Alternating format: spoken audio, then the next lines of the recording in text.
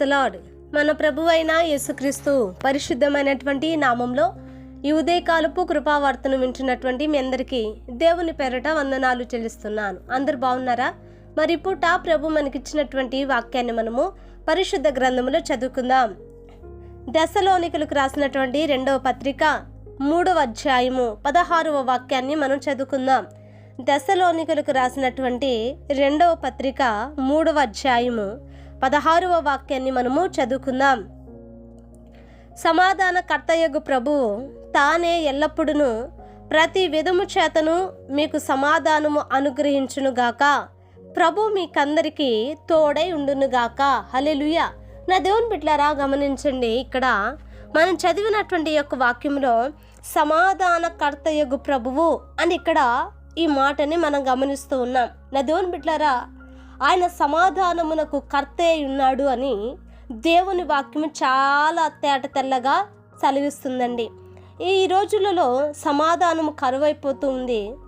మనుషుల మధ్య కానీ, కుటుంబంలో కానీ, బంధాల మధ్యలో కానీ సమాధానం లేదండి. ఇంకా చెప్పాలంటే ఒక వ్యక్తికి తనకు తానే సమాధానం లేదు, తన హృదయానికి సమాధానం లేదు, దేవునితో సమాధానం లేదు. ఇలాగా సమాధానము లేని బ్రతుకులో అశాంతితో నా దేవుని బిడ్డలారా అసంతృప్తిగా బ్రతుకుతున్నటువంటి చాలామంది ఈ రోజున ఈ లోకంలో ఉన్నారు. వీరందరికీ సమాధానం ఎక్కడి నుండి వస్తుంది? సమాధానం ఎక్కడ దొరుకుతుంది? సమాధానం కావాలి, ఎంత పెట్టి కొనగాలి? నా దేవుని బిడ్డలారా, ఈ లోకంలో కానీ, డబ్బులో కానీ, అంగట్లో కానీ ఎక్కడ కూడా సమాధానం అనేది లేదు. కానీ వాక్యం అంటది సమాధానమునకు కర్త అయినటువంటి దేవుడు ఉన్నాడు. ఆయన పేరు మన ప్రభు అయిన యేసుక్రీస్తు. హల్లెలూయా.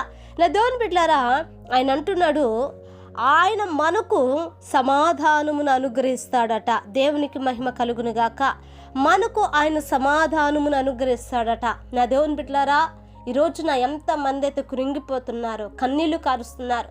ఒక భక్తిలో, విశ్వాసంలో, ప్రార్థనా జీవితంలో, దేవుని యొక్క వాక్యపు నడిపింపులో ఉంటూ ఎంతమంది అయితే సమస్యల చేత, బాధల చేత, అనారోగ్యాల చేత, అవమానముల చేత, ఇంకా చెప్పాలంటే వారికి కలిగినటువంటి అనేకమైనటువంటి బాధల చేత ఎంతమంది అయితే సమాధానం లేక మనసుకు కానీ, హృదయానికి కానీ, నా దేవుని బిడ్డలారా సమాధానం లేక బ్రతుకుతున్నారో వారందరికట మనుషుడు కాదు కానీ దేవుడే, ఆయనే వారికి సమాధానాన్ని అనుగ్రహిస్తూ ఉన్నాడట. హల్లెలూయా.